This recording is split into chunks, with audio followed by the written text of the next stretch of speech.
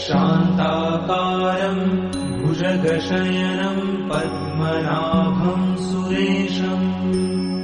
विश्वाधारं गगनसदृशं मेघवर्णं शुभांगम् लक्ष्मीकान्तं कमलनयनं योगिभिर्ध्यानगम्यम् वन्दे विष्णुं भवभयहरं सर्वलोकैकनाथम्